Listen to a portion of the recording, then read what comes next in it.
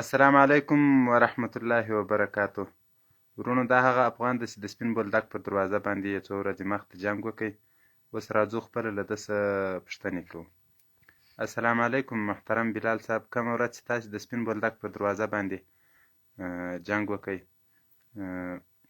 په دې اړه که اورېدونکو ته څه معلومات ورکړې، نو چې جنګ پر څه باندې و، ولې و جنګ؟ وعلیکم السلام ورحمت الله وبرکاته. د هر څه نه مخکې ټولو هېوادوالو ته السلام علیکم ورحمت الله وبرکاته وایم. خدای تعالی دې وکړي چې ټول هېوادوال به جوړ او روغ وي، د صحت په جامه کې وکړي. د دې جنګ په اړه به معلومات درکړم. دا جنګ ما وکړي، په دغه خاطر مې وکړي چې کله پاکستاني پنجابیانو له افغان مهاجرو او د افغان مسافرو او له مظلوم افغانانو سره زور زیاتی او ظلم زیات شروع کړي.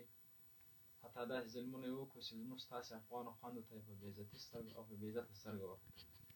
نو دا جنګ ما په دغه خاطر وکړ.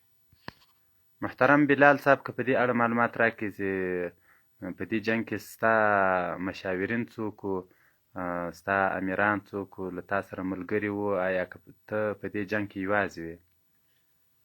په دې جنګ کې زه یوازې وم، نه مې څه ملګري درلودو او نه مې مشاورین درلودو، نه مې څه امیرین درلودو. په دې جنګ کې زه یوازې وم او دا جنګ یوازې ما وکړ.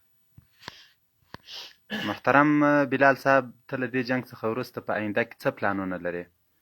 له دې جنګ څخه وروسته خو زما خپله دا پلان ده چې پر ټولو هېوادوالو باندې غږ کوم، حتی د پاکستان پر پښتنو وروڼو او بلوڅانو وروڼو باندې غږ کومه، پر لرو بر افغان باندې غږ کومه.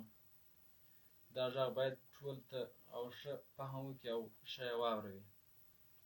دا غږ ورباندې کوم چې نور د پاکستان د پنجابي سره د جهاد اعلان او د جنګ اعلان د نن ورځې بعد به دا جنګ ورسره اعلانېږي، ټول به موټي سره یو کړو او لاس په سره یو کړو. انشاءالله د جنګ ته به دوام ورکوو.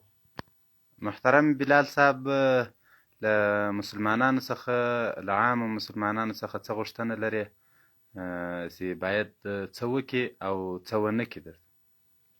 له عامو مسلمان وروڼو څخه مې دا غوښتنه ده، هر څوک دې باید هر همکاري وکړي. که چا د سر قرباني ته تیار وي، که څوک د نور کومک قرباني ته تیار وي، غږ ورباندې کوو باید هر فرد همکاري وکړي. که یې څوک نه کوي په داسې حالاتو کې، په داسې ناجایزه کې، هغه به بې غیرته او بې ایماني. محترم بلال صاحب، ته په آینده کې څه پلانونه لرې؟ پټ به یې او که به ښکاره یې؟ زه دا پلان لرم او زه هېڅکله نه شم پرېږدلی، ځکه ما داسې ناوړه کار نه دی کړی. نه غل یمه، نه بې غیرته یم. زه ښکاره ګرځم، له پاکستان سره د جنګ اعلان کوم. هېڅوک باید زما مخه نه ونیسي. د پنجابي سره، صرف د پنجابي سره، عام پاکستان سره هم د جنګ اعلان نه کوم.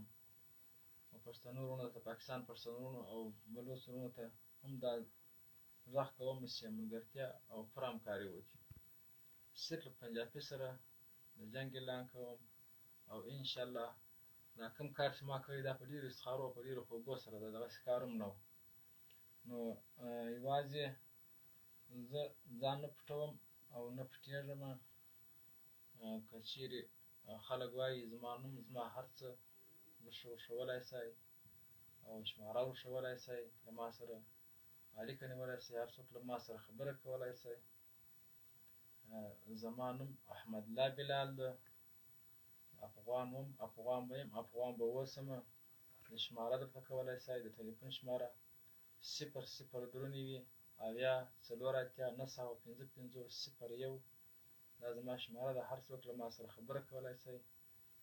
په دې کار کې زه پټ نه یم، نه پټېږم. هر څوک چې ما ولي زما دښمن وي، رادې چې مخامخ دې ماته راشي.